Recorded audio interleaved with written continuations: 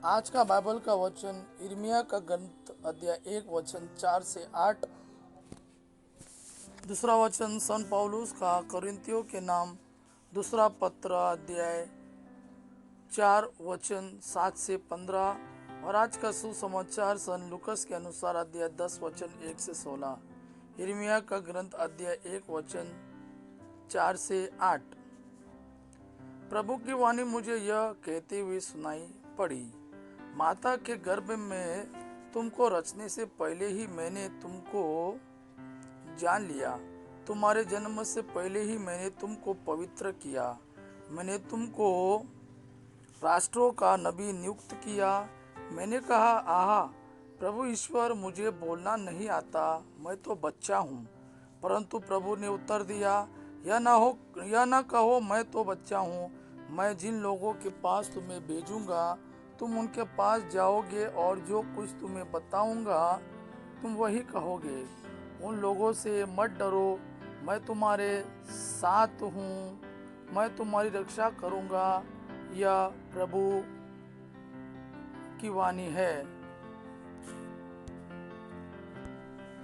दूसरा वचन सन पौलुस का कोरिन्थियों के नाम दूसरा पत्र अध्याय 4 वचन 7 से 15। यह अमूल्य निधि हम में मिट्टी के पात्रों में रखी रहती है, जिससे यह स्पष्ट हो जाए कि यह अलौकिक सामर्थ्य हमारा अपना नहीं बल्कि ईश्वर का है। हम कष्टों से घिरे रहते हैं परंतु कभी हार नहीं मानते। हम परेशान होते हैं परंतु कभी निराश नहीं होते। हम पर अत्याचार किया जाता है परंतु हम अपने को परित्यक्त नहीं पाते। हमको पछाड़ दिया जाता है परंतु हम नष्ट नहीं होते।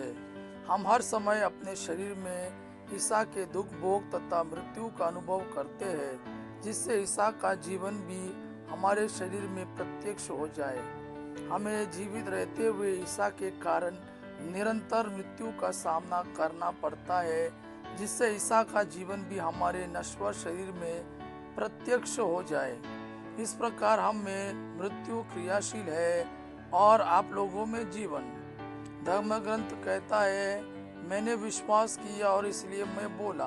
हम विश्वास के उसी मनोभाव से प्रेरित है। हम विश्वास करते हैं और इसलिए हम बोलते हैं। हम जानते हैं कि जिसने प्रभु ईसा को पुनर्जीवित किया, वही ईसा के साथ हमको भी पुनर्जीवित कर देगा और आप लोगों के साथ हमको भी अपने पास रख लेगा।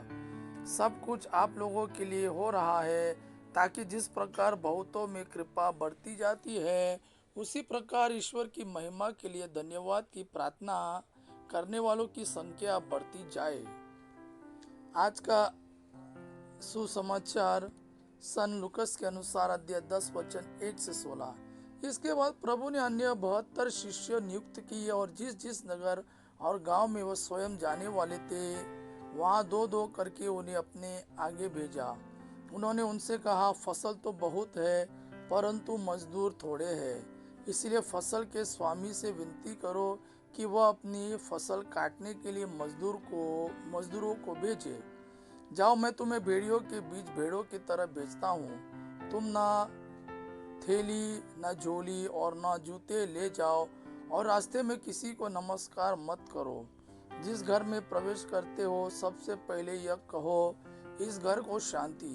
यदि वहाँ कोई शांति के योग्य होगा तो उस पर तुम्हारी शांति ठहरेगी, नहीं तो वह तुम्हारे पास लौट आएगी। उसी घर में ठहरे रहो और उनके पास जो हो वही खाओ पियो, क्योंकि मजदूर को मजदूरी का अधिकार है।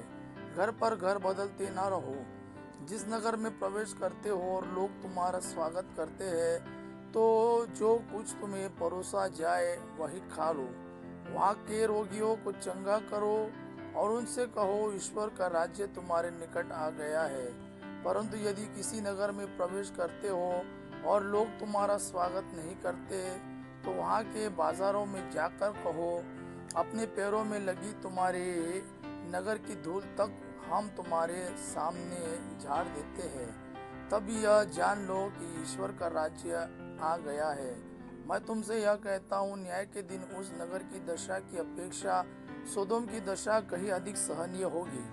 धिक्कार तुझे कोराजिन, धिक्कार तुझे बेथसाइदा। जो चमत्कार तुम में किए गए हैं, यदि वे तिरूस और सुदोन में किए गए होते तो उन्होंने न जाने कब से टाट ओढ़कर और भस्म रमाकर पश्चाताप किया होता। इसलिए न्याय के दिन तुम्हारी दशा की अपेक्षा तिरूस और सीदोन की दशा कहीं अधिक सहनीय होगी। और तुम कफरनहूम, क्या तू स्वर्ग तक ऊंचा उठाया जाएगा? नहीं, तू अधोलोक तक नीचे गिरा दिया जाएगा। जो तुम्हारी सुनता है वह मेरी सुनता है, और जो तुम्हारा तिरस्कार करता है वो मेरा तिरस्कार करता है। जो मेरा तिरस्कार करता है वह उसका तिरस्कार करता है जिसने मुझे भेजा है। यह प्रभु का वाणी है। प्रभु को धन्यवाद। आबा पिता की महिमा और पुत्र यीशु का प्रेम आप पर सदा सर्वदा बना रहे। आमेन।